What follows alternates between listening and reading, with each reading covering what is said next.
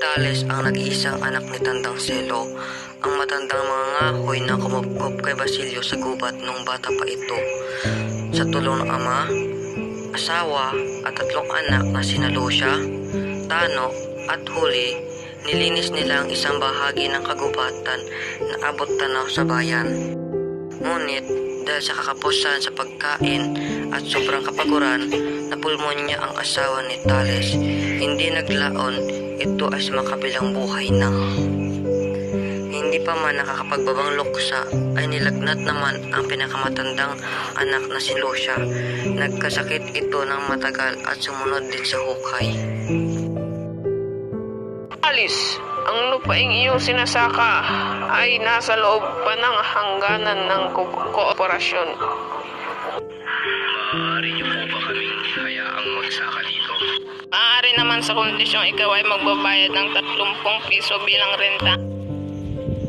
Tisin mo, anak. Pagpalagay mo na lang ng 30 pisong iyon ay nadalo sa sugal o kaya nahulog sa tubig at sinakmal ng buhaya.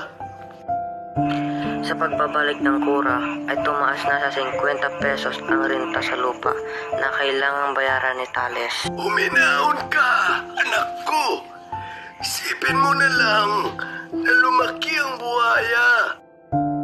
Bunga ng pagsisikap ay unti-unting umunlad ang buhay ni Tales. Natupad ang kanyang pangarap na makapagpatayo ng bahay na yari sa kahoy. At kasama ng pagunlad ang pagtingala ng mga tao sa kanya, kung kaya't hinirang siya bilang kabesa di barangay. Ama, tunay na matalas mag-isip si Basilio sa ang kanyang talino. Kayang-kayang makipagsabayan sa pag-aaral sa Maynila, kahit tulad din natin siyang maralita. Tinitiyak ko sa iyo, anak, na luluwas ka ng Maynila upang mag-aral din sa susunod na taon. Subalit ang pagluwas sa Maynila ay hindi na dumating. Tumaas ang renta nang tumaas pa at tumaas pa hanggang maging 200 piso, hindi na niya makaya. Walang sino mang dayuhan ang makakakuha ng aking lupang sinasaka. Lupa ko ito, pinungkal, tinamnan, sinaka, inalagaan, minahal, at pinagyaman. Manalo ka man sa kaso, anak. Tiyak na maghihirap ka. Ni isang saplot ay walang matitira sa iyo. Hubad tayong ipinanganak, itay, kaya hubad rin tayong mamamatay. Hindi nagbayad si Tales. Nanindigan siya sa kanyang pinaniwalaan. Nagkaroon ng kaso sa hukuman, korporasyon ng mga paring Dominico laban sa isang magsasaka. Nakataya ang pangalan ng pobreng magsasaka at ang dangal ng kanyang kaawa-awang pamilya.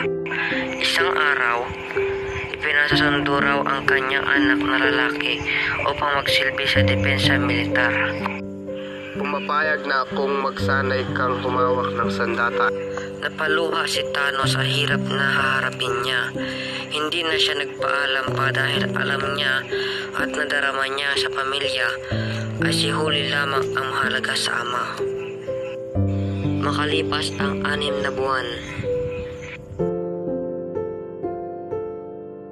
Tano, gwardiya ng sibil. Napakabait na bata. Wala sanang mangyaring masama sa kanya. Umiyak ng umiyak si Huli sapagkat nararamdaman niyang siya ay pinag-uusapan ng lahat, kaya't nagkulong lang siya sa bahay ng ama.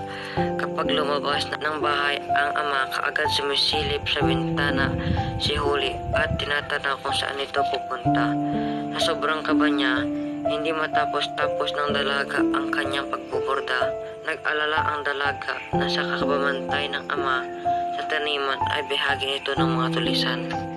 Dumating na nga ang araw na kinakatakutan ng maglolo. Binihag ng tulisan si Tales at naghihingi ng 500 panumbos. Kung di umano matutubo si Tales sa takdang panahon, ay papugutan nila ito ng ulo. Litong-lito ang maglolo. Hindi alam kung sino ang lalapitan. Hinalungkat ni dalaga ang taguan nila.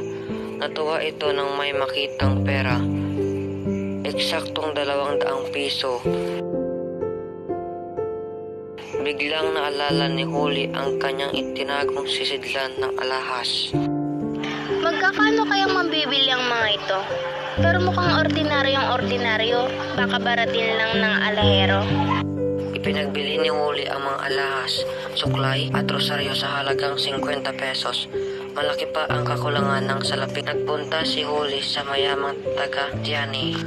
Kung itutuloy mo ang balak mo, mabuti pang magbalik na ako sa gubat upang hindi ko maramdaman ang kahiyang pinamumukha sa akin ng ating mga kaibigan. Habang iniisip ang lahat ng kanilang problema, kabilang na dito ang desisyong hindi tanggapin ang iniaalay na pag-ibig ni Basilio dahil sa sinapit ng kanyang buhay. Isang busabos, alila ng mayaman, taga-borda ng ponda ng unan.